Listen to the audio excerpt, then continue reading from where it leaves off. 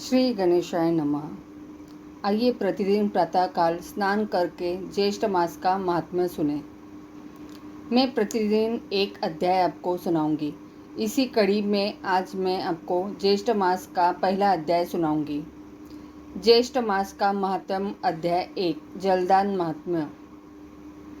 एक बार ऋषियों की सभा में सभी ऋषि एक स्वर में स्कंद जी से बोले कि हे षडानन, हम लोगों में विस्तार पूर्वक वैशाख मास का महात्म्य भी भली प्रकार के से सुना, परंतु फिर भी मन की तृप्ति नहीं हुई। इसलिए सबको संतुष्ट कर देने वाला ज्येष्ठ मास के महात्म्य को कृपा करके कहिए, जिसके द्वारा सुनने वाले के पाप नाश हो। इस ज्येष्ठ मास का देवता कौन है, इसके सेवन से क्या फल प्राप्त होता है तथा इसके सेवन की विधि क्या है। मैं आप लोगों से ज्येष्ठ मास के महात्म्य को कहती हूँ। जिस प्रकार सब देवताओं से भी श्री विष्णु भगवान बड़े हैं, प्रशंसा के लायक है और प्रजा के पालन करता है, उसी तरह यह ज्येष्ठ मास के सब दिन श्रेष्ठ है और पर्व के समान है। इसलिए यह मास सब लोगों में श्रेष्ठ माना गया है। इस ज्येष्ठ मास में शौच आदि से निवृत्त होकर प्रातःकाल स्नान करना चाहिए। जिस प्रकार द्वाश्वेत में तीर्थ में स्नान, गंगा स्नान लोगों को पवित्र करती है, समस्त पापों के नाश के लिए ज्येष्ठ मास में स्नान कर और दशाश्वमेधेश्वर का दर्शन करे तो स्नान करता फिर दूसरी बार जन्म नहीं लेता है। इस ज्येष्ठ मास के दिवस पुण्यतम और धर्मयुक्त है।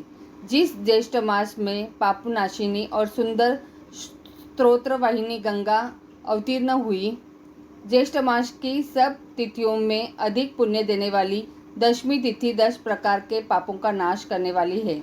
उस दिन स्नान और दान अवश्य करना चाहिए। जल पूर्ण, घट दान, जल दान, ताल पत्र दान, चंदन दान, छत्र दान और जूता दान भगवान त्रिविक्रम के प्रोत्यर्थ करना चाहिए। जूता दान का मंत्र।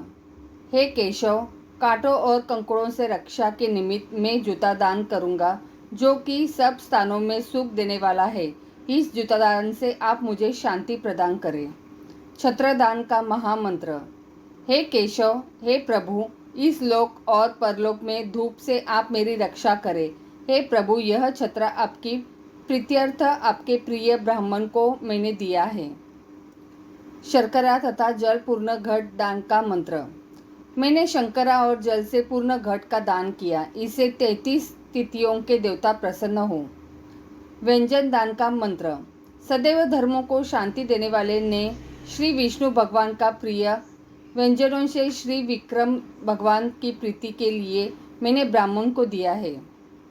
चंदन दान का महामंत्र। यह कपूर खस से युक्त चंदन सुंदर और रुचिकर है।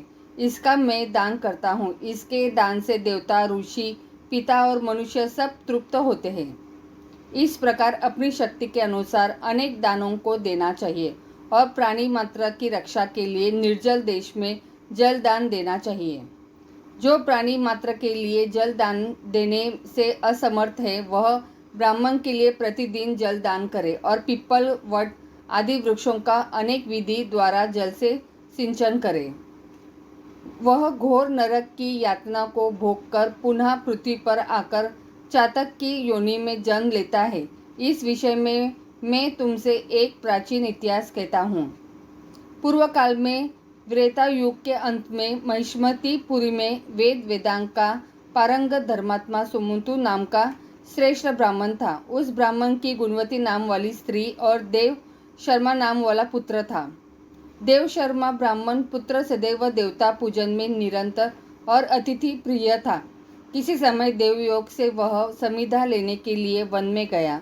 वहाँ वह प्रतप्त तेज किरणों से और तृषा से अत्यंत व्याकुल हो गया। उस वन के तालाब के समीप जाकर वह एक वृक्ष की छाया में बैठकर जल पीकर समीप सी सो गया। उस ब्राह्मण के भय से उन वन के जो मृग और पक्षीगण थे, वे सब तृषा से पीड़ित होकर व्याकुल हो गए और कुछ मर भी गए। सूर्य नारायण के अस्त हो जाने पर जब उसकी निद्रा दूर हुई, तब वह ब्राह्मण अपने घर आया। जब अज्ञात दोष से वह ब्राह्मण मर गया तो उसकी पतिव्रता स्त्री अपने पुत्र तथा धन आदि का त्याग कर उसके साथ ही अग्नि में प्रवेश कर गई और उसी अज्ञात कर्मदोष के फल से अनेक नरकों की यातना भोगकर पुनः अपनी स्त्री सहित चातक योनि में आकर अत्यंत दुखी हो गया। पूर्व जन्म के पाप को स्मरण करता हुआ वह अपने घर में आकर और वृक्ष के कटोरे में बैठकर निरंतर करुणापूर्वक रुदन करने लगा। उसके रुदन को सुनकर उसके पुत्र ने अनेक बार उसे मना किया, पर वह उस वृक्ष के कोटरे से नहीं निकला। तब क्रोधित होकर उसके पुत्र ने उस वृक्ष के कोटरे में आग लगा दी। उस अग्नि के ताप से उन दोनों चातक चातकी के पंख जल गए और वे दोनों रात्रि के समय व्यक्ति से नीचे गिर गए और परस्पर अपने कष्ट की बात कहने लगे।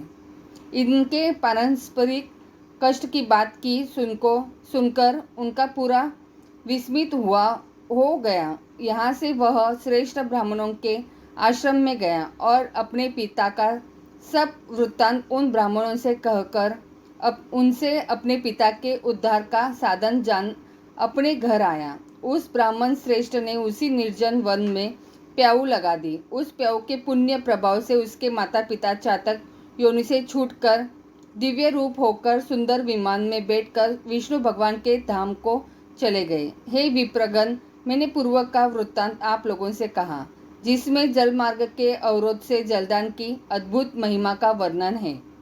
इति श्री ज्येष्ठ मास महात्म्य जलदान महात्म्य प्रथम अध्याय संपूर्णम।